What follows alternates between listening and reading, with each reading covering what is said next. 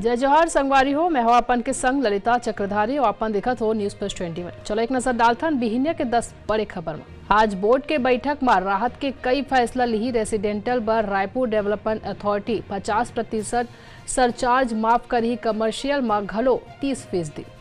भारत जोड़ो यात्रा के आज आखिरी दिन। राहुल गांधी 145 दिन में 3570 किलोमीटर चलिन। क्लोजिंग सेरेमनी में 21 दल ला भेजिन न्योता।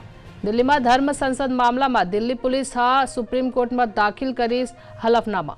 गुजरात के अहमदाबाद में घना कोहरा, फ्लाइट के आवाजाही में पड़िस असर। महात्मा गांधी के पुण्यतिथि पर गृह मंत्री अमित शाह बापू ला करी नमन।